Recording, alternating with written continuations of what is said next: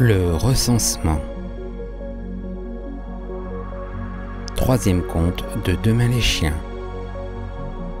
de Clifford D. Simak. Note sur le troisième conte. Aux yeux des milliers de lecteurs que ce conte a charmé, il se distingue des autres en ce que les chiens y apparaissent pour la première fois. Mais pour l'érudit, il a une signification bien plus profonde. C'est avant tout le récit d'un remords et d'un échec. L'effondrement de la race humaine s'y poursuit. L'homme est la proie du remords en même temps qu'il souffre des problèmes que pose l'existence des mutants humains. Ce conte s'efforce de rationaliser les mutations, d'expliquer même les chiens comme des modifications de la tendance primitive. Selon ce récit, aucune race ne peut s'améliorer sans mutation. Il n'est pas fait mention, par contre, du besoin d'un facteur stabilisateur au sein de la société. Au fur et à mesure que se déroule la légende, il devient éclatant que la race humaine n'a guère attaché d'importance à la stabilité. Tige, qui a passé au crible la légende pour étayer ses affirmations que les contes sont d'origine humaine, estime qu'aucun conteur canin n'aurait introduit la notion de mutation dans un récit, car ce concept va à l'encontre de toutes les croyances canines. C'est là, assure-t-il, une idée dont l'origine étrangère est évidente. Bounce, toutefois, souligne que tout au long de la légende, on voit, présentés sous un jour favorable, des points de vue diamétralement opposés à la logique canine. Il ne faut voir là, dit-il, que la marque d'un bon conteur qui sait déformer quelque peu les valeurs pour obtenir des effets dramatiques. Que l'homme soit présenté à dessein comme un personnage parfaitement conscient de ses lacunes, on ne peut en douter. Dans ce conte, l'humain, Grant, parle d'une routine de la logique, et il se rend manifestement compte des manques de la logique humaine. Et il dit à Nathanaël que les hommes sont toujours inquiets. Il place un espoir quasi enfantin dans la théorie de Joanne, dont il estime qu'elle pourrait encore sauver la race humaine.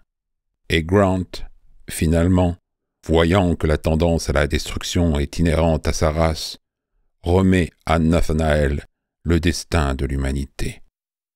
De tous les personnages évoqués dans cette légende, Nathanaël est peut-être le seul qui est une réalité historique.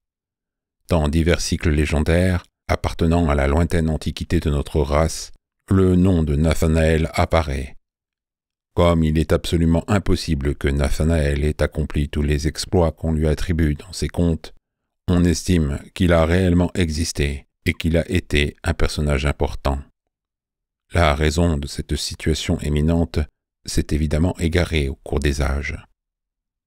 Les Webster, la famille d'humains qui apparaît dans le premier conte, gardent un rôle important tout au long de la légende. Bien qu'on puisse voir là une nouvelle preuve à l'appui de la thèse de Tige, il se peut également que la famille Webster ne soit qu'une ingénieuse création de conteur, un artifice destiné à établir un lien de continuité entre des contes qui en manquent un peu. Pour qui s'attache de trop près à la lettre du récit, le fait que les chiens y soient présentés comme un produit de l'intervention humaine peut se révéler quelque peu choquant.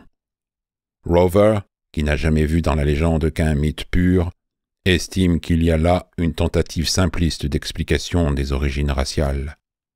Pour couvrir son ignorance des faits, le conte fait appel à une explication qui équivaut à une intervention divine. C'est une façon commode, et pour un esprit primitif plausible et satisfaisant, d'expliquer un phénomène dont on ignore tout. Le recensement. Richard Grant se reposait auprès de la petite source qui jaillissait de la colline et dégringolait en cascade en travers du sentier, quand l'écureuil passa en courant devant lui et alla se réfugier au sommet d'un noyer. Derrière l'écureuil arriva le petit chien noir, déchaînant un tourbillon de feuilles mortes. En voyant Grant, le chien freina des quatre pattes et s'arrêta. Il dévisagea l'étranger en agitant la queue, une lueur amusée dans le regard. Grant lui sourit. « Salut !» fit-il. Grant sursauta et demeura bouche bée. Le chien lui éclata de rire au nez, sa petite langue rose pendant hors de sa gueule. Du doigt, Grant désigna le noyer. « Ton écureuil est là-haut. » « Merci, fit le chien. Je le sais, je le sens d'ici. » Stupéfait, Grant jeta un rapide coup d'œil autour de lui. Sans doute était-il victime d'une plaisanterie. Il devait y avoir un ventriloque dans les parages. Mais il ne vit personne. À part le chien et lui, il n'y avait personne dans les bois, sinon la source murmurante et l'écureuil qui grignotait dans l'arbre. Le chien s'approcha. « Je m'appelle Nathanaël, » dit-il. Pas de doute. Il parlait, presque comme un être humain, mais en articulant soigneusement les mots comme pourrait le faire quelqu'un qui apprendrait la langue. Et puis, il y avait un accent bizarre, difficile à identifier, jamais encore entendu. « J'habite sur la colline, » déclara Nathanaël, « avec les Websters. » Il s'assit sur son séant, sa queue battant les feuilles. Il avait l'air extrêmement heureux. Grant fit soudain claquer ses doigts. « Bruce Webster. Ah, je comprends. J'aurais dû y penser plus tôt. Ravi de te connaître, Nathanaël. »« Et vous, qui êtes-vous » demanda Nathanaël. « Moi, je suis Richard Grant, énumérateur. »« Qu'est-ce qu'un Un énumérateur est quelqu'un qui dénombre les gens, » expliqua Grant. « Je procède à un recensement. »« Il y a tout un tas de mots que je ne peux pas prononcer, » dit Nathanaël. Il se leva, s'approcha de la source et but à grand bruit. Quand il eut fini, il se laissa tomber auprès de l'homme. « Ça vous dit de tirer l'écureuil » demanda-t-il. « Tu y tiens ?»« Pourquoi pas ?» fit Nathanaël. Mais l'écureuil était parti. Ils firent tous deux le tour de l'arbre, fouillant les yeux, les branches presque dénudées. Ils ne virent pas trace de queue en panache ni d'yeux perçants aux aguets.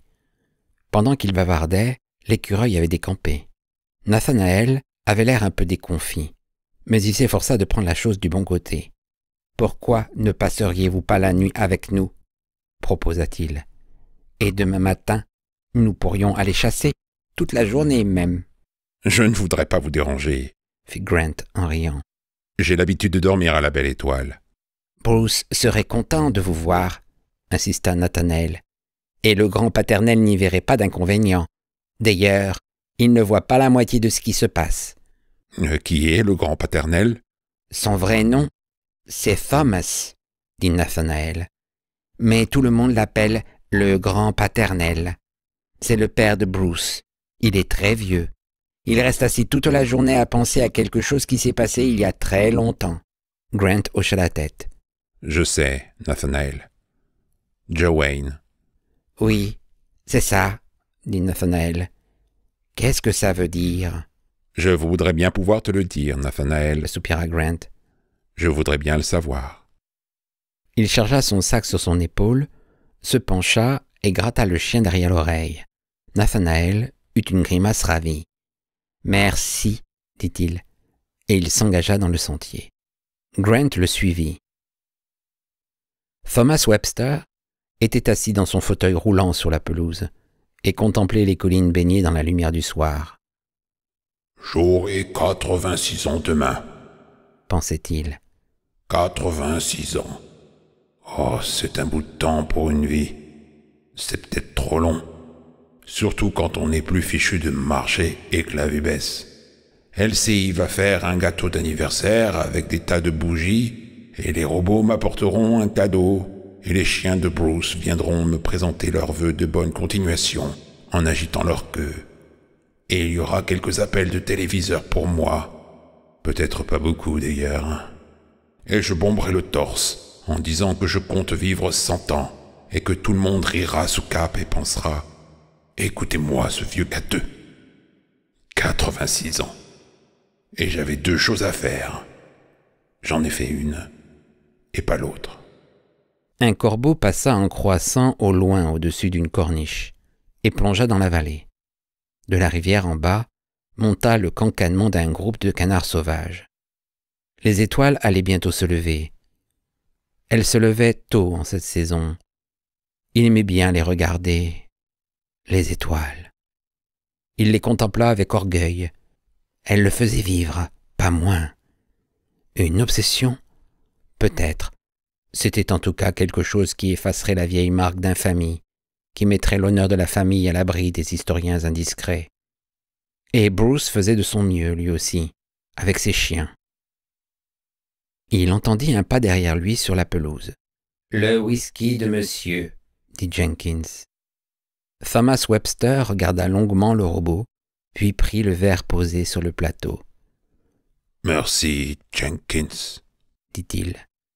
Il fit tourner le verre entre ses doigts. « Dites-moi, Jenkins, depuis combien de temps servez-vous la famille ?»« Je servais déjà le père de monsieur, » dit Jenkins, « et son père encore avant lui. »« Pas de nouvelles ?» demanda le vieil homme. Jenkins secoua la tête. « Pas de nouvelles, monsieur. » Thomas Webster but une petite gorgée de whisky. « Cela veut dire alors qu'ils sont bien au-delà du système solaire. Trop loin même pour pouvoir utiliser l'émetteur de Pluton comme relais. Ils doivent être au moins à mi-chemin de l'Alpha du Centaure.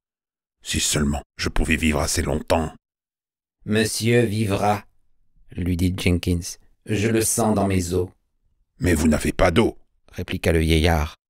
Il buvait son alcool à petites gorgées, le savourant d'une langue experte. Encore trop d'eau. Mais cela ne servirait à rien d'en faire l'observation à Jenkins. Ah, ce médecin! Dire qu'il était allé ordonner à Jenkins de mettre un peu plus d'eau.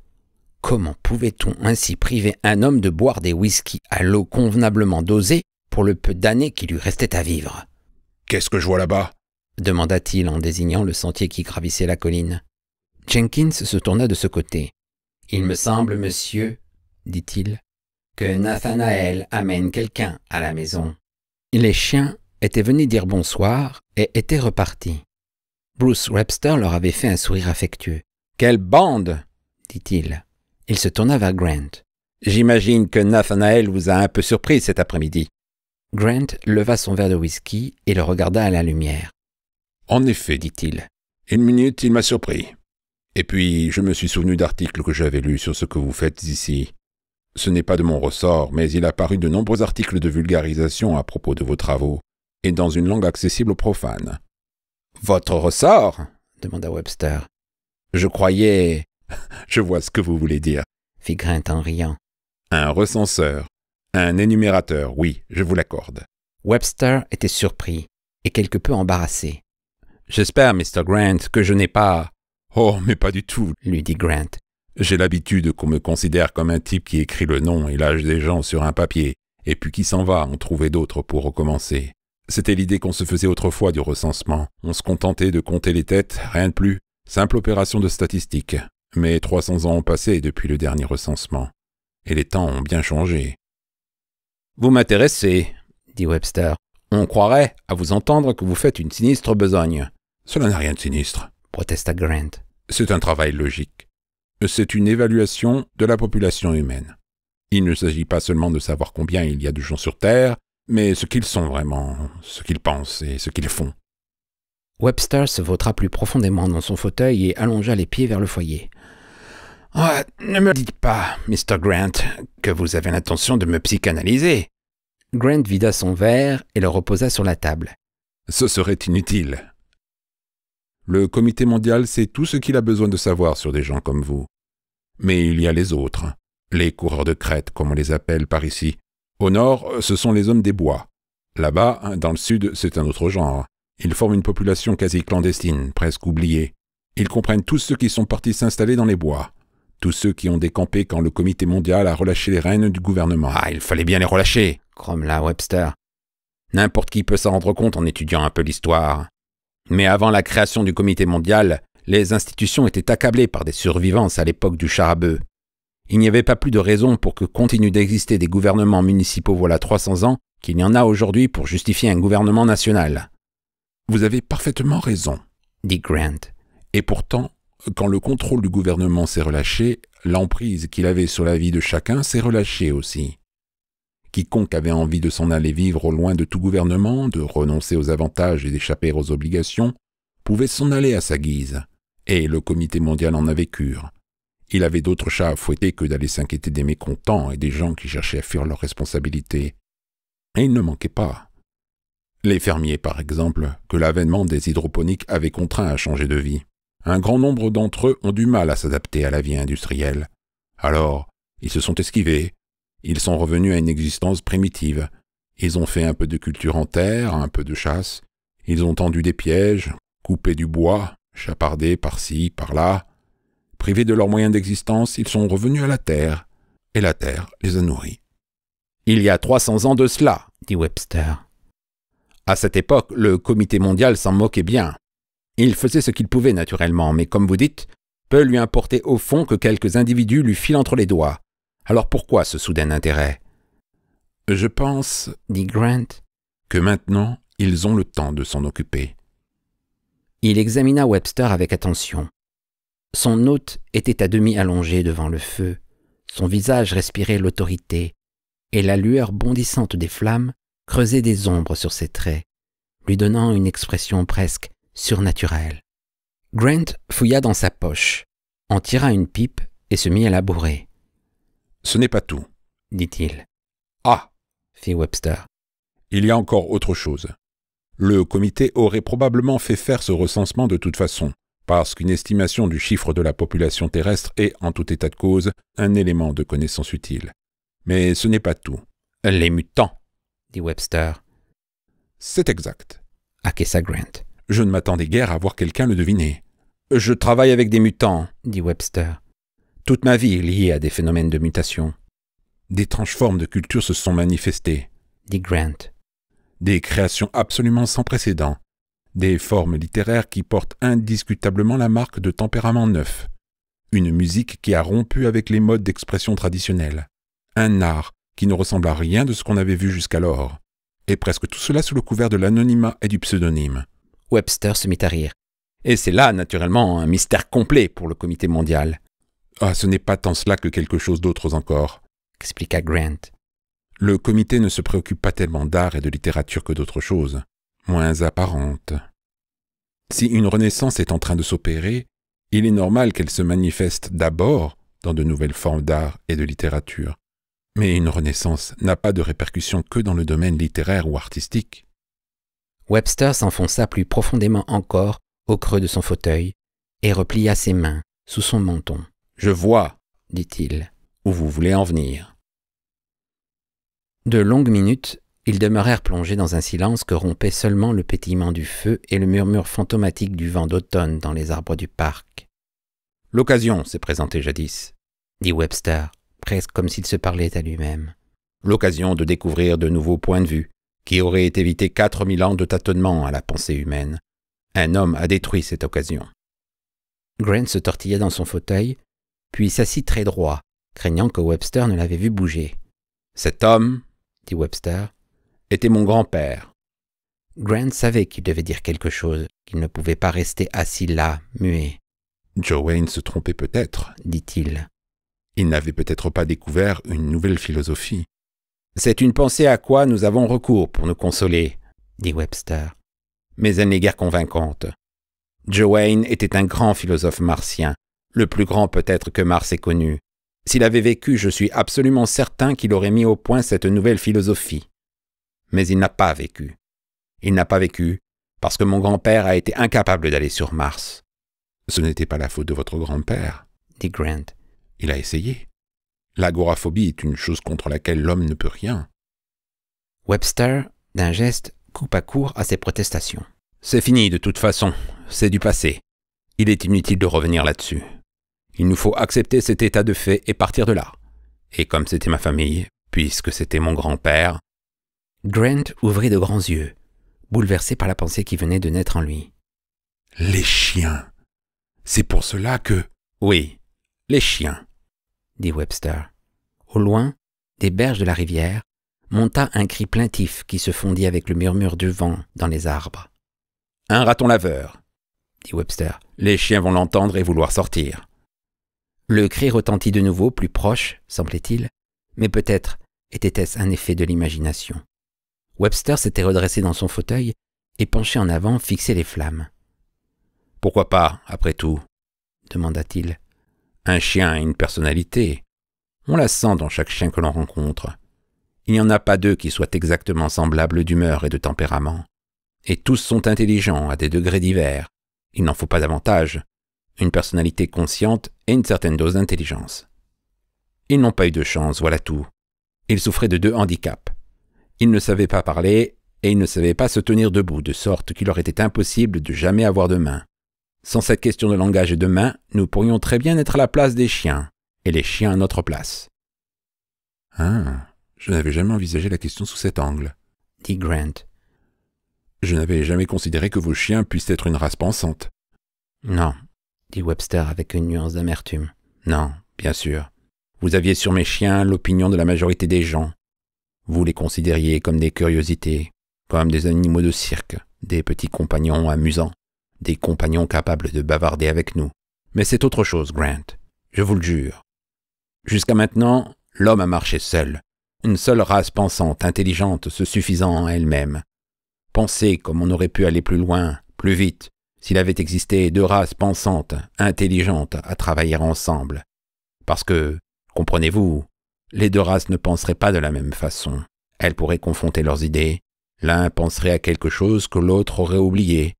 C'est la vieille histoire des 2 têtes. Songez-y, Grant. Un esprit différent de l'esprit humain, mais qui travaillera en collaboration avec lui, qui verra et comprendra certaines choses qui échappent à l'esprit humain, qui élaborera, si vous voulez, des philosophies que l'esprit humain ne pourrait concevoir. Il étendit les mains vers le feu, de longues mains aux doigts minces, aux articulations solides, implacables. Ils ne pouvaient pas parler, et je leur ai donné la parole. Ça n'a pas été facile, car la langue et la gorge d'un chien ne sont pas conçues pour des sons articulés. Mais la chirurgie a pallié cela, d'abord par un expédient, une intervention chirurgicale suivie d'une greffe, mais maintenant, j'espère, je crois, mais il est encore trop tôt pour se prononcer. Grant se penchait en avant, fasciné. Vous voulez dire que les chiens se transmettent les modifications que vous avez apportées à leur anatomie, qu'il y a des preuves de l'hérédité de ces corrections chirurgicales? Webster secoua la tête. Il est encore trop tôt. D'ici 20 ans, peut-être, je pourrais vous le dire. Il prit la bouteille de cognac sur la table et la désigna à Grant. Merci, dit celui-ci. Je suis un bien piètre maître de maison, lui dit Webster. Vous auriez dû vous servir. Il leva son verre devant le feu. J'ai travaillé sur du bon matériel. Les chiens sont très doués, beaucoup plus qu'on ne croit. Le chien tout venant reconnaît 50 mots ou davantage. Il n'est pas rare d'en trouver qui reconnaissent 100 mots. Doublez ce chiffre et votre chien a un bon vocabulaire de travail. Vous avez peut-être remarqué les mots simples dont se sert Nathanaël. C'est presque un vocabulaire de base. Des mots de peu de syllabes dans l'ensemble, acquiesça Grant. Il m'a dit qu'il y en avait un tas qu'il ne pouvait pas prononcer. Oh, il y en a encore beaucoup à faire, dit Webster. Beaucoup. Les faire lire, par exemple. Un chien ne voit pas comme vous et moi. J'ai fait des expériences avec des vers pour corriger leur vue, afin qu'ils voient comme nous. Et si cette méthode échoue, j'en essaierai une autre. L'homme doit arriver à comprendre la façon dont voit un chien. Il doit apprendre à imprimer des livres que les chiens puissent lire. Et les chiens? Demanda Grant. Qu'est-ce qu'ils en pensent? Les chiens, dit Webster. Croyez-moi, si vous voulez, Grant, ils s'amusent comme des fous. Son regard se perdit dans les lueurs du feu. Les chers petits, dit-il. Grant suivit Jenkins dans l'escalier qui conduisait à sa chambre. Comme il passait devant une porte entr'ouverte, une voix les héla. « C'est vous, jeune homme !»« C'est le vieux monsieur Thomas, souffla Jenkins. Il a souvent des insomnies. »« Oui, fit Grant. « Vous avez envie de dormir ?»« Pas très. » dit Grant. « Entrez donc un moment. » dit le vieillard. Thomas Webster était assis dans son lit, un bonnet de nuit rayé lui protégeant le crâne. Il vit le regard de Grant posé sur le bonnet. « Oh, je deviens chauve, » grommela-t-il.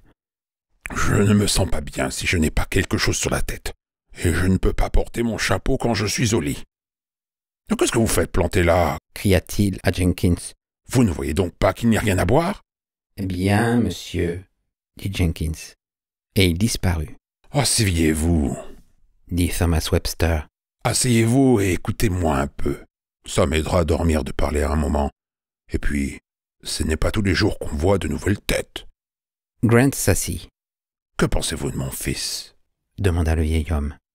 Grant tiqua un peu. « Mais je le trouve magnifique. Ce qu'il arrive à faire avec ses chiens. Oh, lui et ses chiens! Gloussa le vieillard. Je ne vous ai jamais parlé du jour où Nathanaël s'est battu avec un putois. Bien sûr que je ne vous en ai jamais parlé. C'est la première fois que je vous vois.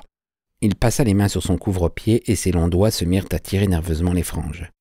J'ai un autre fils, vous savez, Allen. On l'appelle Hal. Cette nuit, il est le plus loin de la Terre que l'homme soit jamais allé. Il s'en va vers les étoiles. Je sais, acquiesça Grant. J'ai lu ça. L'expédition de l'Alpha du Centaure. Mon père était chirurgien, dit Thomas Webster. Il voulait que je sois chirurgien aussi. Je crois que ça lui a brisé le cœur quand je n'ai pas marché. Mais s'il pouvait savoir, je crois qu'il serait fier de nous ce soir. Ah, il ne faut pas vous inquiéter au sujet de votre fils, dit Grant. D'un coup d'œil, le vieil homme le fit taire. J'ai construit cet astronef moi-même. Je l'ai conçu. J'en ai surveillé la construction. S'il ne s'agit que de naviguer dans l'espace, il arrivera à bon port. Mon garçon est un bon pilote. Il traverserait l'enfer avec son engin. Il se redressa un peu dans son lit et son bonnet de nuit s'inclina et vint toucher les oreillers entassés. Ah, et puis j'ai une autre raison de penser qu'il ira jusque là-bas et qu'il reviendra. Je n'y ai pas fait bien attention sur le moment, mais j'y ai pensé à nouveau ces temps derniers, et je me suis demandé si cela ne voulait pas dire... Enfin, si ce n'était pas... Il avait le souffle un peu court.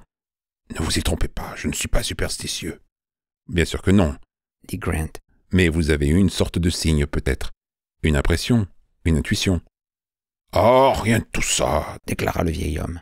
Une certitude quasi absolue que le destin était avec moi, que j'étais destiné à construire un astronef capable de faire le voyage, que quelqu'un ou quelque chose avait décidé qu'il était temps pour l'homme de s'en aller dans les étoiles et avait voulu l'aider un peu.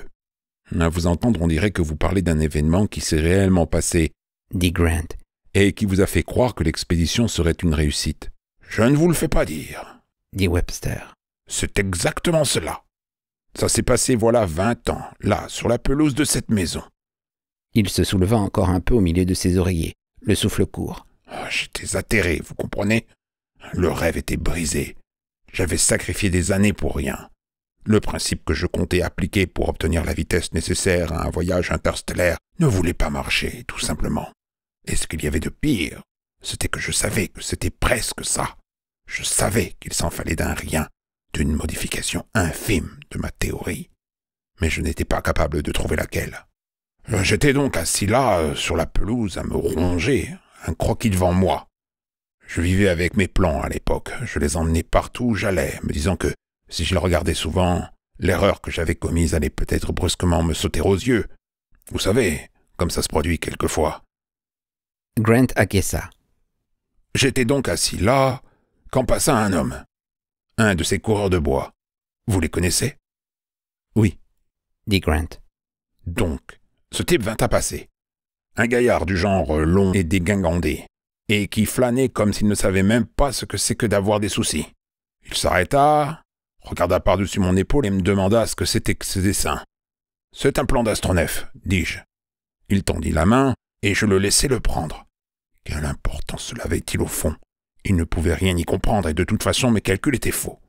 Et voilà qu'il me rend les feuilles en me montrant du doigt une partie des calculs. « C'est là où ça cloche, dit-il. Là-dessus, il tourne les talons et décampe, et moi je reste là à le regarder partir, trop ahuri pour dire un mot, pour le rappeler. » Le vieillard était assis tout droit dans son lit, le regard fixé sur le mur, le bonnet de nuit en bataille. Dehors, le vent sifflait dans les gouttières. On aurait dit qu'il y avait des ombres dans cette pièce bien éclairée, bien que Grant sût que c'était impossible. « Vous ne l'avez jamais retrouvé ?» demanda Grant. Le vieil homme secoua la tête. « Jamais, » dit-il. Jenkins apparut sur le seuil, un verre à la main. Il le posa sur la table de chevet. « Je reviendrai montrer sa chambre à monsieur, » dit-il à Grant. « Ce n'est pas la peine, » dit Grant. « Dites-moi seulement où elle est. »« Comme monsieur voudra, » dit Jenkins. « C'est la 3e porte au fond du couloir. Je laisserai la lumière allumée et la porte entr'ouverte. » Les pas du robot s'éloignèrent dans le couloir. Le vieillard jeta un coup d'œil furtif au verre de whisky et s'éclaircit la voix. « J'aurais dû dire à Jenkins de m'en apporter un aussi, » dit-il. « Ça ne fait rien, » dit Grant. « Prenez celui-ci. Moi, je n'y tiens pas tellement. » Vraiment? Non, je vous en prie. Le vieil homme prit le verre, but une gorgée et la savoura longuement. Voilà ce que j'appelle un mélange bien dosé, dit-il. Le docteur oblige toujours Jenkins à mettre trop d'eau dans le mien. Il y avait dans cette maison quelque chose qui vous mettait mal à l'aise, qui vous donnait l'impression d'être un intrus. Et on se sentait nu et désarmé au milieu des couloirs peuplés de bruits étouffés. Assis au bord de son lit, Grant délaça lentement ses chaussures et les laissa tomber sur le tapis. Un robot qui servait la famille depuis 4 générations, qui parlait d'hommes morts depuis longtemps, comme si c'était hier encore qu'il leur avait apporté du whisky, un vieillard qui s'inquiétait du sort d'un astronef qui glissait dans les ténèbres de l'espace au-delà du système solaire, un homme qui rêvait d'une autre race, d'une race qui pourrait marcher la patte dans la main de l'homme sur la voie du destin. Et, dominant tout cela, l'ombre à peine évoquée de Jérôme A. Webster, de l'homme qui avait manqué à son ami, du chirurgien qui avait manqué à ses devoirs. Joe Wayne, le philosophe martien, était mort alors qu'il allait faire une grande découverte, parce que Jérôme A. Webster n'avait pas pu quitter cette maison, parce que l'agoraphobie l'enchaînait à un domaine de quelques hectares. Sur ses chaussettes, Grant alla jusqu'à la table où Jenkins avait posé son sac. Il déboucla les courroies et en tira une épaisse serviette à documents. Puis il revint s'asseoir sur son lit et se mit à feuilleter les liasses de papier. Des fiches, des centaines de feuilles de notes, l'histoire de centaines de vies humaines couchées sur le papier. Non seulement les renseignements que les gens lui avaient fournis, les questions auxquelles ils avaient répondu, mais une foule d'autres petites choses qu'il avait notées après les avoir vues, avoir vécu 1 heure ou une journée avec eux. Car les gens qui allaient dénicher au milieu de ces collines perdues l'acceptaient. C'était son métier d'ailleurs de se faire accepter. Il l'acceptait parce qu'il arrivait à pied, fatigué, et les jambes écorchées par les bruyères, un sac sur le dos. Rien chez lui ne rappelait cette forme de vie moderne qu'il aurait mise à part, qui les aurait rendus méfiants. C'était une façon fatigante de procéder à un recensement, mais c'était la seule qui permit d'obtenir ce que le Comité mondial voulait, ce dont il avait besoin. Car quelque part, un jour, en étudiant des feuilles semblables à celle-ci, un savant découvrirait ce qu'il cherchait, la clé d'une forme de vie qui n'était pas tout à fait celle des hommes. Quelques bizarreries de comportement révélatrices distingueraient l'une de ces existences de toutes les autres. Les mutations humaines n'étaient pas des phénomènes tellement rares. On en connaissait de nombreux exemples chez des hommes qui occupaient une situation en vue. La plupart des membres du Comité mondial étaient des mutants, mais les qualités et les facultés que leur avait conférées leur mutation avaient été modifiées par la vie sociale, par l'influence qui, à leur insu, donnait à leurs pensées et à leurs réactions un aspect plus conforme à l'attitude de la majorité. Il avait toujours existé des mutants, sinon la race n'aurait pas progressé. Mais jusqu'au siècle dernier environ, on ne les avait pas reconnus pour tels. Jusqu'alors, les mutants ne se distinguaient qu'en ce qu'ils devenaient de grands hommes d'affaires, ou de grands savants, ou de grands escrocs, ou au contraire des excentriques qui ne rencontraient que mépris ou pitié auprès d'une race qui ne tolérait pas qu'on s'éloignât de la norme.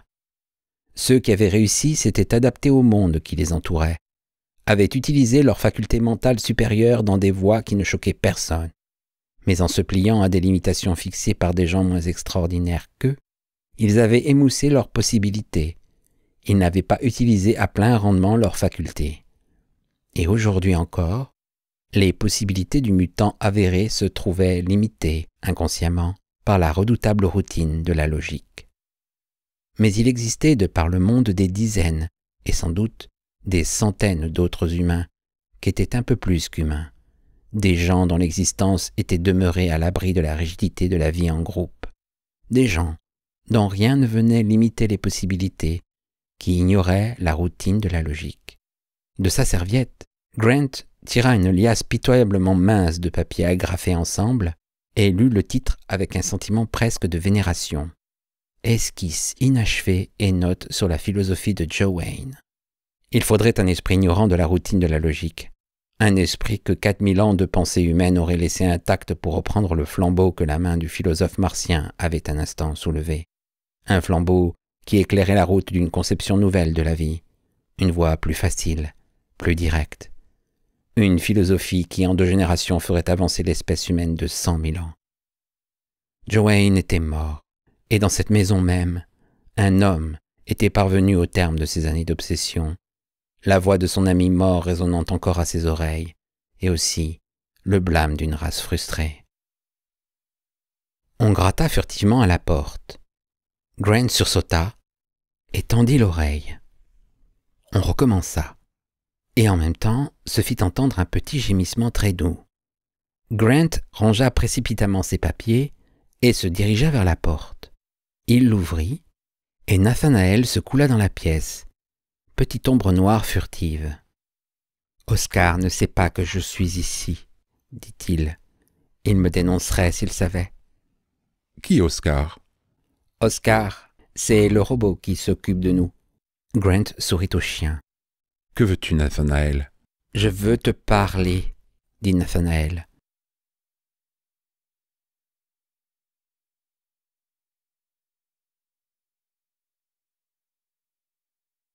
Eh bien... dit Grant. Vas-y, parle. Tu es préoccupé, dit Nathanaël. Grant fronça les sourcils. Oh, c'est bien possible, la race humaine est toujours préoccupée. Tu devrais le savoir maintenant, Nathanaël. Tu te fais du mauvais sang à propos de Joanne, comme le grand paternel.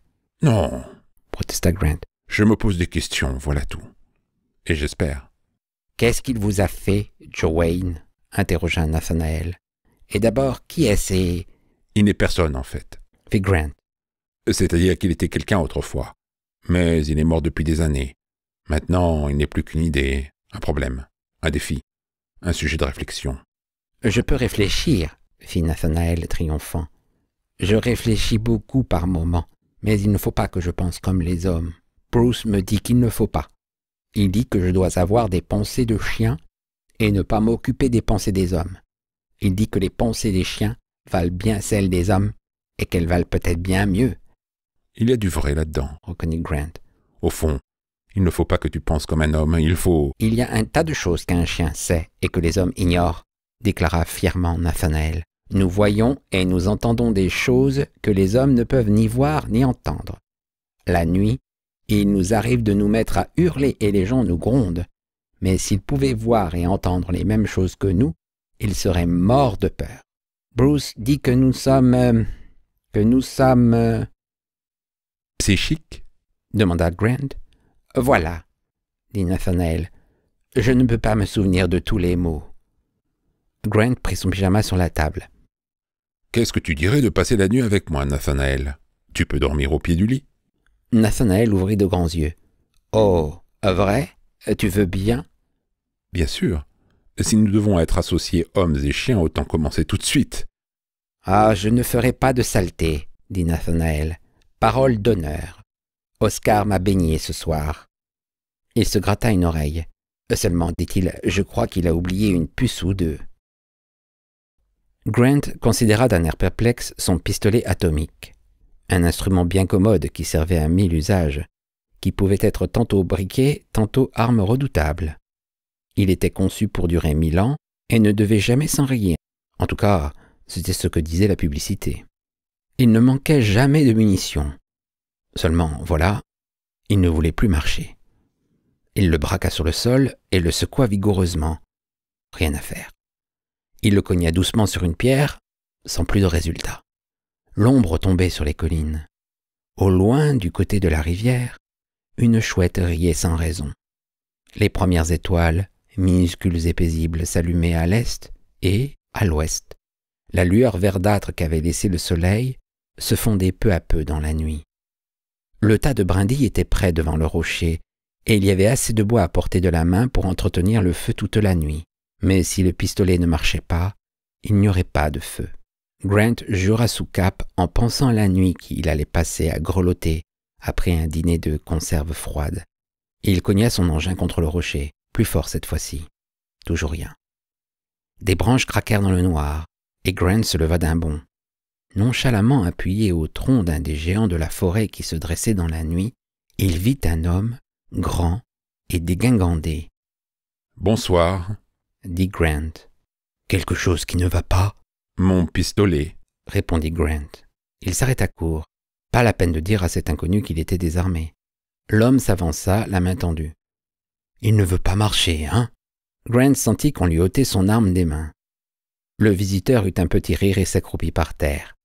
Grant écarquilla les yeux pour voir ce qu'il faisait, mais dans l'ombre, les mains de l'homme n'étaient qu'une tache sombre sur le métal brillant du pistolet. Il y eut des déclics, des bruits de métal.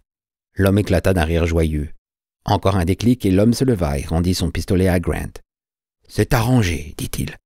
Il marche peut-être mieux qu'avant. » Des branches craquèrent à nouveau. « Hé, attendez !» cria Grant. Mais l'homme était parti, fantôme noir parmi les fantômes des troncs d'arbres. Un frisson qui ne tenait pas à la fraîcheur de la nuit parcourut lentement le corps de Grant. Un frisson qui lui crispa les mâchoires, qui fit se hérisser ses cheveux sur sa nuque et qui lui donna la chair de poule sur les bras. On entendait d'autres bruits que le murmure du petit ruisseau qui coulait un peu plus bas, dans l'ombre. Frissonnant toujours, Grant s'agenouilla devant le tas de brindilles et appuya sur la détente. Le bois s'enflamma.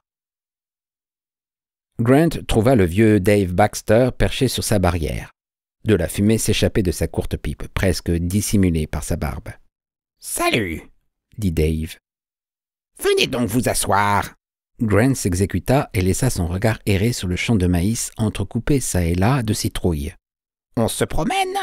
demanda le vieux Dave. « Ou on furette ?»« On furette !» admit Grant. Dave ôta sa pipe de sa bouche pour cracher, puis la reprit entre ses dents. La barbe en broussailles se referma affectueusement et dangereusement autour d'elle. « Vous creusez ?» demanda Dave. « Que non !» fit Grant. « Il y avait un type, il y a 4 ou 5 ans, » dit Dave. « Pire qu'un lapin qu'il était pour creuser. Il avait trouvé un endroit où il y avait une ville autrefois, et l'a tout retourné. Il m'empoisonnait la vie à me demander tout le temps de lui parler de la ville. Mais je ne me rappelais pas grand-chose. J'ai bien entendu un jour mon grand-père dire son nom à cette ville. Mais du diable si je m'en souviens. Ce type-là, il avait toute une ribambelle de vieilles cartes qu'il trimballait partout. Et il les regardait et essayait de s'y retrouver. Mais je crois qu'il n'y est jamais arrivé. » « Il cherchait des antiquités, » dit Grant. « Peut-être bien, » fit le vieux Dave. « Je faisais tout ce que je pouvais pour ne pas lui tomber dans les jambes, mais il n'était pas pire que celui qui cherchait à retrouver le tracé d'une vieille route qui passait par ici autrefois. Il avait des cartes, lui aussi. Il a fini par s'en aller, persuadé qu'il avait retrouvé sa route, et je n'ai pas eu le cœur de lui dire que ce qu'il avait trouvé, c'était un sentier tracé par le passage des vaches. » Il lança à Grant un regard en coulisses. « Vous ne cherchez pas de vieilles routes, vous, non ?»« Non, fit Grant. Je suis recenseur. »« Vous êtes quoi ?»« Recenseur, » expliqua Grant. « Je prends note de votre nom, de votre âge et de votre domicile. »« Pourquoi faire ?»« Pour le gouvernement. »« On se fiche pas mal du gouvernement, » déclara le vieux Dave. « Pourquoi est-ce que le gouvernement vient nous embêter ?»« Le gouvernement ne vous causera aucun ennui, » lui dit Grant. « Peut-être même l'idée lui viendrait-elle de vous verser une pension un de ces jours. On ne sait jamais. »« Dans ce cas-là, » dit Dave, « c'est différent. » Ils étaient toujours assis sur leur barrière et contemplaient les champs. Un filet de fumée montait d'une cheminée tapie dans un creux ensoleillé et planté de bouleaux. Un ruisseau serpentait au fond de la prairie brunie par l'automne, et au-delà s'étageaient les contreforts des collines couverts d'érables dorés. Perché sur sa barrière, Grant sentait la chaleur du soleil d'automne pénétrer dans son dos. Il humait l'air du champ moissonné.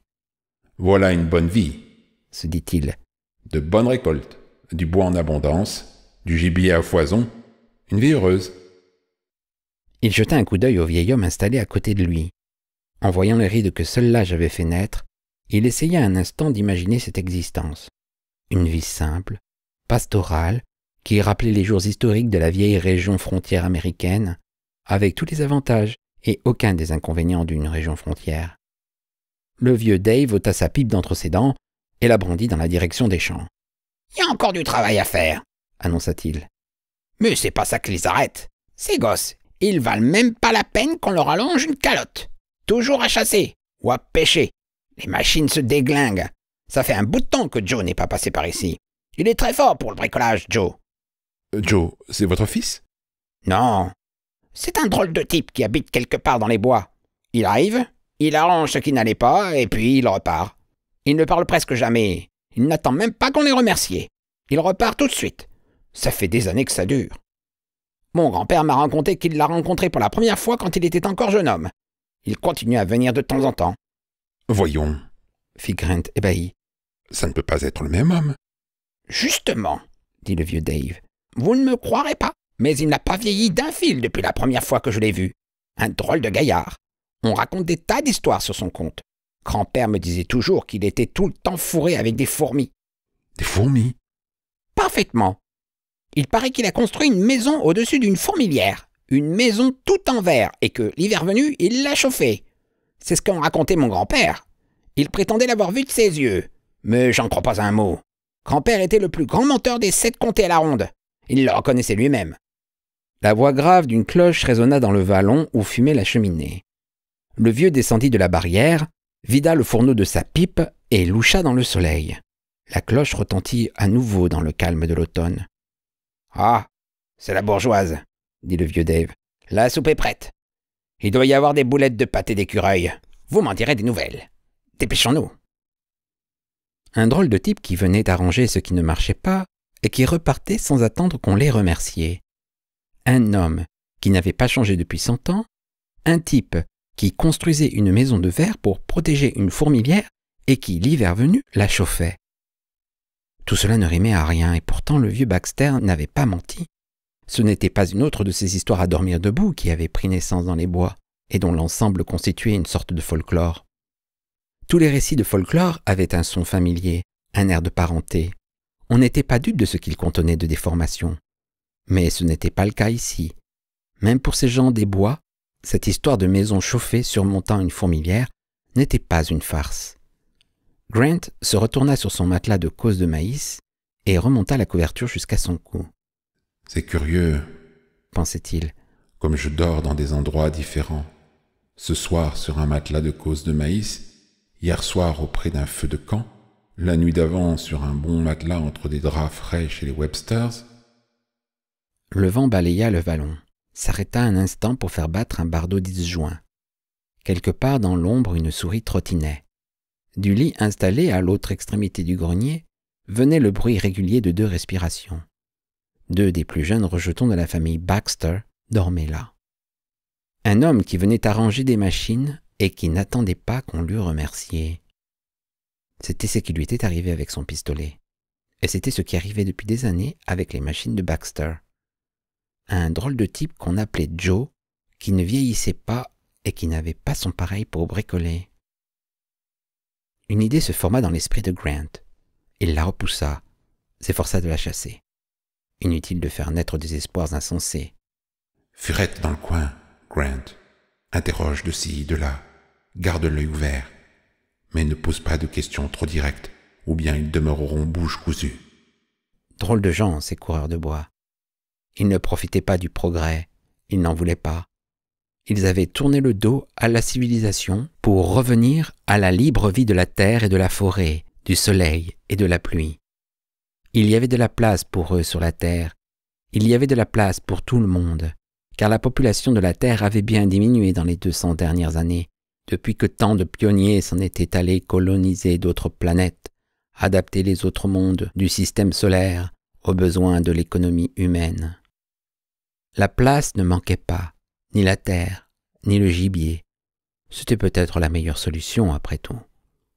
Grant se souvenait l'avoir souvent pensé durant les mois qu'il avait passés à arpenter ces collines, quand il se trouvait comme maintenant bien installé sous le couvre-pied cousu à la main, sur son matelas de causse de maïs, avec le vent qui murmurait dans les bardeaux du toit, ou bien quand il était assis sur la barrière et qu'il contemplait les citrouilles qui doraient au soleil. Il entendit du bruit du côté du lit où dormaient les 2 garçons, puis des pieds nus traversèrent doucement le grenier. « Vous dormez, monsieur ?» chuchota une voix. « Non, tu veux venir bavarder un peu ?» Le petit garçon se glissa à côté de lui sous la couverture, et Grant sentit ses pieds froids se poser sur son ventre. « Grand-père vous a dit pour Joe ?» Grant acquiesça dans le noir. « Il m'a dit qu'on ne l'avait pas vu depuis quelque temps. »« Il vous a parlé des fourmis ?»« Bien sûr. Qu'est-ce que tu sais, toi, au sujet des fourmis ?»« Bill et moi, on les a trouvées il y a quelque temps, mais on gardait ça pour nous. On l'a dit à personne d'autre qu'à vous. Mais à vous, je pense qu'il faut le dire. Vous êtes du gouvernement. » « Il y avait vraiment une maison de verre sur la fourmilière ?»« Oui, et... » Le petit garçon en perdait le souffle tant il était excité. Et ça n'est pas tout. Ces fourmis, elles avaient des chariots. Et puis, il y avait des cheminées qui sortaient de la fourmilière et de la fumée qui sortait des cheminées. Et... Quoi d'autre? On n'a pas attendu d'en voir plus. Bill et moi, on a eu la frousse. On a filé. L'enfant se blottit plus profondément dans les couvertures. Vous vous rendez compte? Des fourmis qui tirent des chariots. C'était exact. Les fourmis tiraient effectivement des chariots, et effectivement des cheminées émergeaient de la fourmilière, et ces cheminées vomissaient de minuscules bouffées d'une fumée âcre qui sentait le métal en fusion. Le cœur battant, Grant s'accroupit auprès de la fourmilière et regarda les chariots qui roulaient sur les routes qui s'en allaient dans l'herbe. Des chariots qui sortaient à vide, des chariots qui revenaient chargés de grains, et çà et là de cadavres d'insectes. De minuscules chariots qui brinque-ballaient et cahotaient derrière les fourmis attelées. Le revêtement de plexiglas qui recouvrait la fourmilière était toujours là, mais il était cassé en plusieurs endroits et on ne l'avait pas réparé. On aurait dit qu'il ne servait plus à rien, qu'il avait rempli un dessein maintenant dépassé. C'était un vallon qui dégringolait vers la gorge où coulait la rivière, avec des corniches, un petit coin d'herbe de loin en loin et des bouquets de chênes géants, un coin bien tranquille où l'on aurait pu croire que jamais autre voix ne s'était élevée que celle du vent dans les arbres ou celle des créatures sauvages qui suivaient des sentiers inconnus. Un endroit où les fourmis pouvaient vivre sans risque d'être dérangées par le soc de la charrue ou par le pas négligent d'un promeneur, où elles pouvaient poursuivre les millions d'années d'une destinée absurde qui datait du jour où l'homme n'était pas encore là, du jour où la terre ne connaissait encore aucune pensée abstraite, une destinée stagnante en circuit fermé, sans autre but que la perpétuation de l'espèce. Et voilà que quelqu'un avait choisi d'altérer cette destinée, qu'il l'avait lancée sur une autre voie, qu'il avait révélé aux fourmis le secret de la roue, de la métallurgie. Et de combien d'autres obstacles l'inconnu avait-il débarrassé la route qui menait les fourmis vers le progrès? La contrainte de la faim avait sans doute été supprimée. Les fourmis avaient maintenant de la nourriture en abondance, ce qui leur laissait le loisir de faire autre chose que de chercher perpétuellement des aliments. Une autre race se trouvait lancée sur la route de la grandeur, en partant de la base sociale qui existait déjà bien avant que ce qu'on appelait l'homme eût ressenti le besoin de s'affirmer. Où cela mènerait-il? Que serait la fourmi dans un autre million d'années?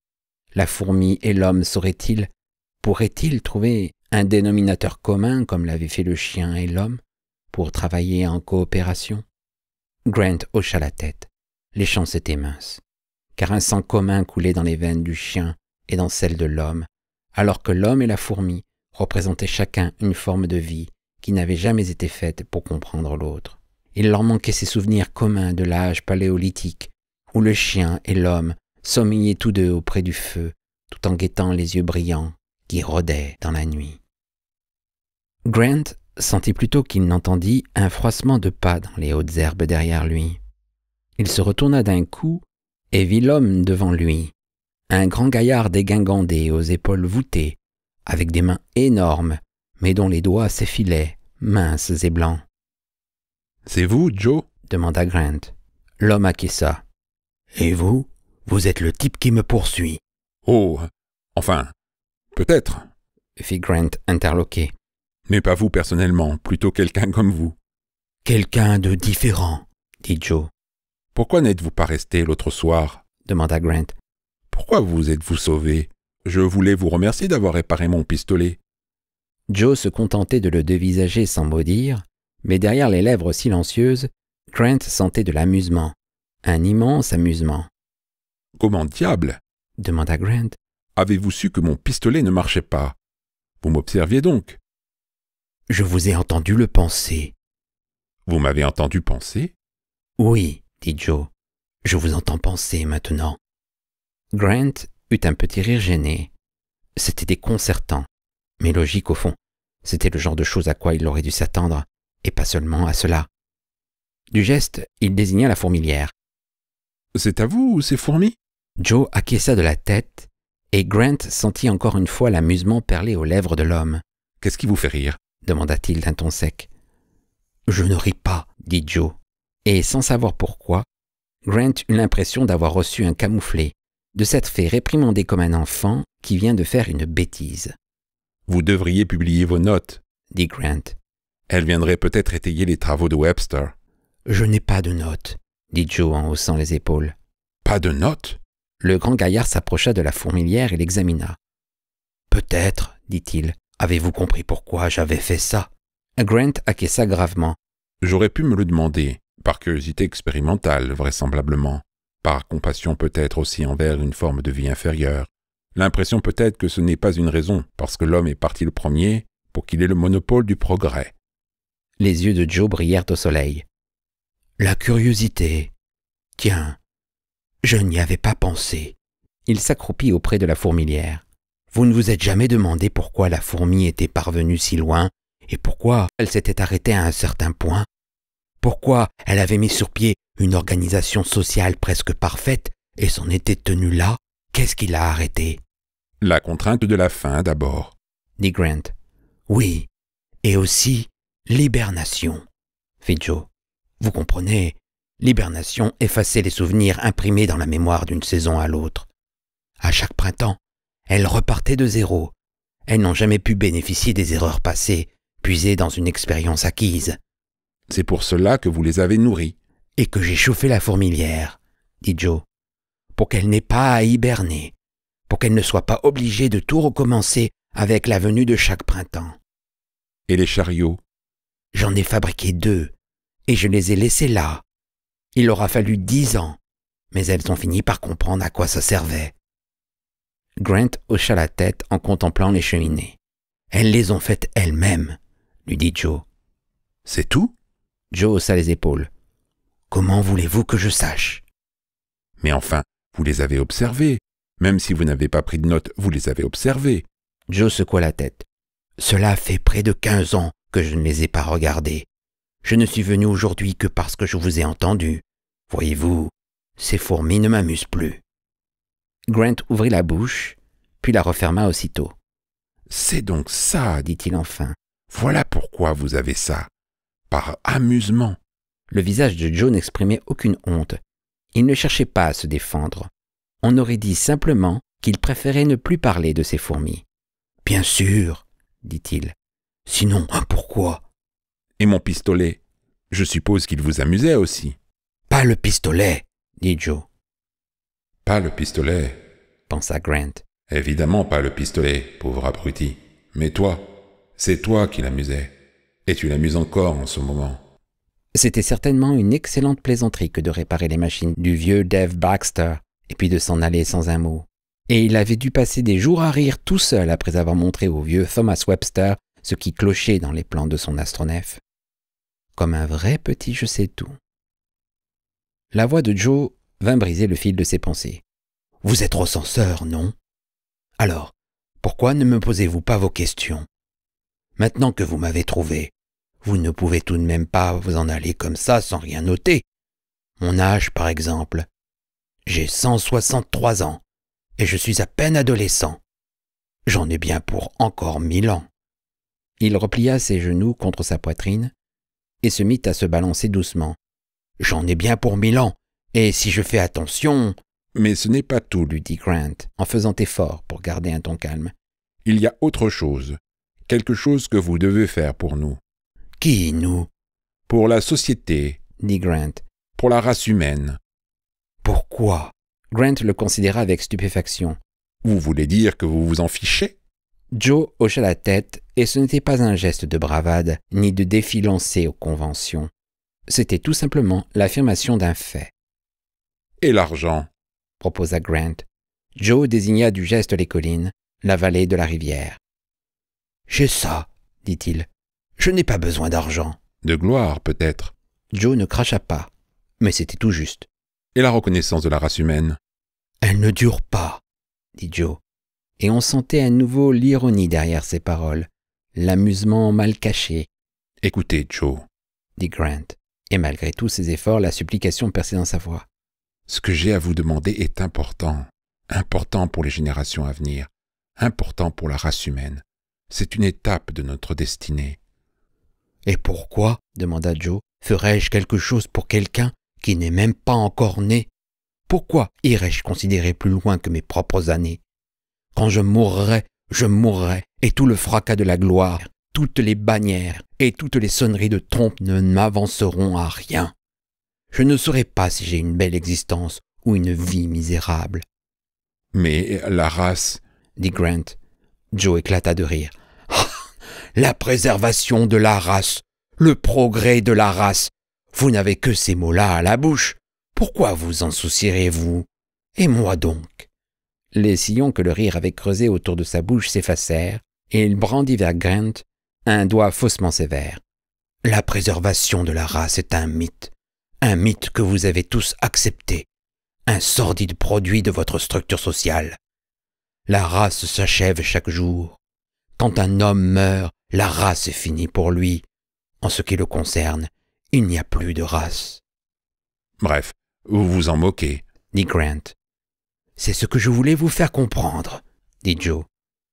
Il lorgna le paquet posé par terre, et l'ombre d'un sourire apparut sur ses lèvres. « Peut-être, » proposa-t-il, « si cela m'intéressait. » Grant ouvrit le paquet, exhiba le porte-document. Presque à contre-cœur, il en tira la même liasse de papier, jeta un coup d'œil au titre. « Esquisses et notes sur la philosophie. » Il l'attendit à l'autre et le regarda lire, épiant ses réactions, et déjà il sentait l'horrible nausée de l'échec. L'autre jour, dans la maison des Websters, il pensait à un esprit qui ignorerait la routine de la logique, à un esprit qui n'aurait pas touché 4000 ans de pensée humaine. Voilà, s'était-il dit, ce qu'il fallait chercher. Eh bien, il venait de le trouver, l'esprit neuf. Mais ce n'était pas encore assez. Il manquait quelque chose à quoi il n'avait jamais songé, et à quoi les hommes de Genève n'avaient jamais songé non plus. Ce quelque chose, c'était un des éléments de la mentalité humaine que l'on avait toujours jusqu'alors considéré comme fondamental. La pression sociale, c'était cela qui avait maintenu la cohésion de la race humaine pendant tous ces millénaires. C'était cela qui lui avait donné son unité, tout comme la pression de la faim avait enchaîné les fourmis à une structure sociale figée. Le besoin de chaque être humain de se sentir approuvé par ses semblables, le besoin d'un certain culte de la fraternité, un besoin psychologique, presque physiologique d'être dans la norme, c'était une véritable force qui empêchait les hommes de prendre la tangente de la société et dont découlaient la sécurité et la solidarité humaine et le bon fonctionnement de la famille humaine. Des hommes mouraient pour obtenir cette approbation. Ils se sacrifiaient, se résolvaient à une vie méprisable, car, désapprouvé par ses semblables, l'homme était abandonné à lui-même. Il n'était plus qu'un hors-la-loi, qu'un animal chassé de la meute. Les conséquences de ce besoin pouvaient être terribles. Il expliquait la persécution raciale, les atrocités massives commises au nom du patriotisme ou de la religion.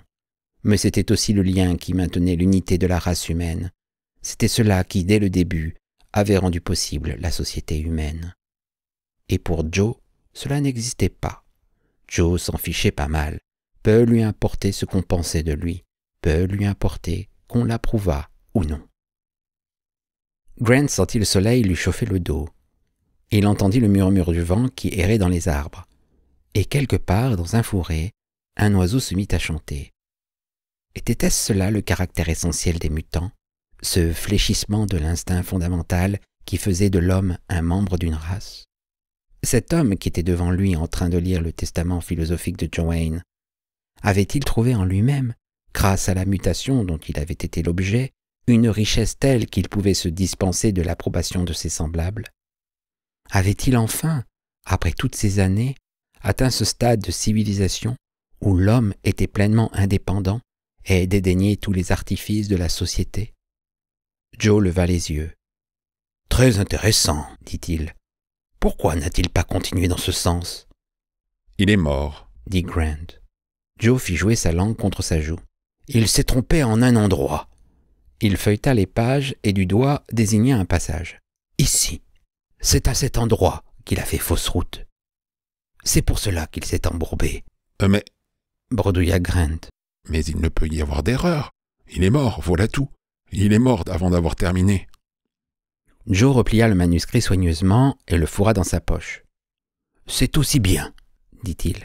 Il aurait probablement tout loupé. »« Alors, vous pouvez terminer? Vous pouvez... Grant le savait, il était inutile de continuer. Il lisait déjà la réponse dans les yeux de Joe. « Vous croyez vraiment, » dit Joe d'un ton à la fois mordant et mesuré, « que je vais vous livrer ça à vos autres sales petits humains piaillants ?» Grant eut un haussement d'épaule désabusé. « Non, je ne le pense pas. J'ai eu tort d'espérer. Un homme comme vous... » « Mais, » dit Joe, « je peux m'en servir pour moi. » Il se leva lentement, creusant négligemment du pied un sillon à travers la fourmilière, faisant s'écrouler les cheminées, enterrant les chariots affairés. Grant poussa un cri et sauta sur ses pieds, saisi d'une rage aveugle, d'une rage qui lui fit dégainer son arme. « Laissez ça !» dit Joe. Le bras de Grant s'arrêta et le canon du pistolet resta braqué vers le sol. « Du calme, petit homme, » dit Joe. « Je sais que vous voudriez bien me tuer, mais je ne peux pas vous laisser faire, parce que j'ai des plans, vous comprenez? Et d'ailleurs, vous ne me tueriez pas pour la raison que vous croyez. »« Que vous importe la raison pour laquelle je vous tuerais ?» grommela Grant. « Vous seriez mort, n'est-ce pas?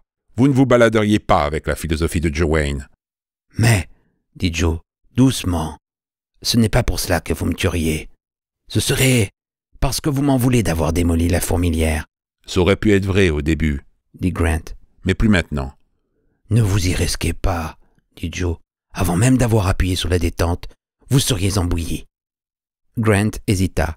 « Si vous croyez que je bluffe, » fit Joe, narquois, « allez-y. » Un long moment, les deux hommes se dévisagèrent. Grant ne leva pas son pistolet. « Pourquoi ne venez-vous pas avec nous ?» demanda Grant. « Nous avons besoin d'un homme comme vous. C'est vous qui avez montré au vieux Tom Webster comment construire un astronef, et vous avez fait de grandes choses avec les fourmis. » Joe s'approchait rapidement, et Grant releva le canon du pistolet. Il vit le poing venir vers lui, un énorme poing massif et puissant qui sifflait presque dans l'air. Le poing fut plus rapide que son propre doigt sur la détente. Quelque chose de chaud et de mouillé râpait le visage de Grant, et il leva la main pour s'en débarrasser, mais on lui léchait toujours la figure. Il ouvrit les yeux, et Nathanaël fit un petit bond devant lui. « Ça va maintenant » dit Nathanaël. « J'avais si peur. » « Nathanaël, » gémit Grant. « Qu'est-ce que tu fais ici ?»« Je me suis enfui, » lui dit Nathanaël. « Je veux aller avec toi. » Grant secoua la tête. Oh, « Ce n'est pas possible, je vais trop loin. J'ai un travail à accomplir. » Il se mit à quatre pattes, tâtonnant la terre. Quand sa main sentit le froid du métal, il ramassa l'arme et la glissa dans son étui. « Je l'ai laissé s'enfuir, dit-il, et il faut que je le rattrape.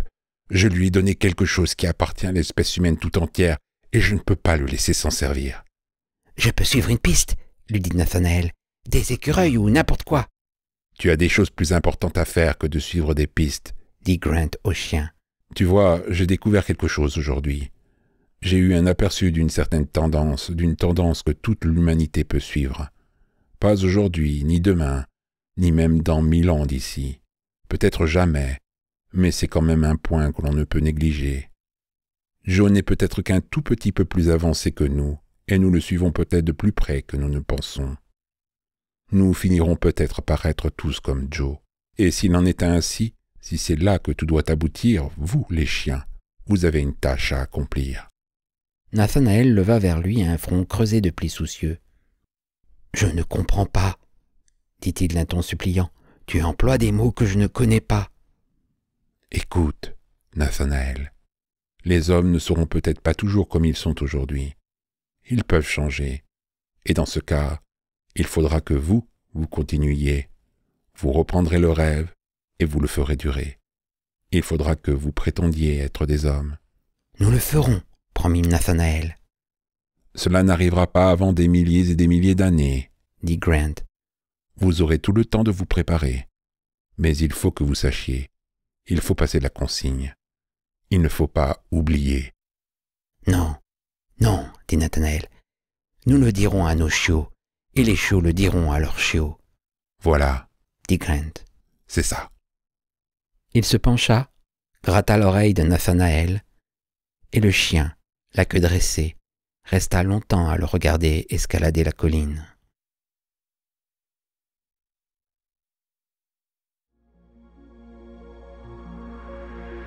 C'était le recensement.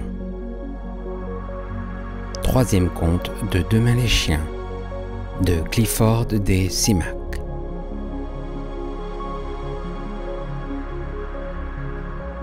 Si vous avez apprécié cette lecture, merci de liker, commenter et de vous abonner à la chaîne.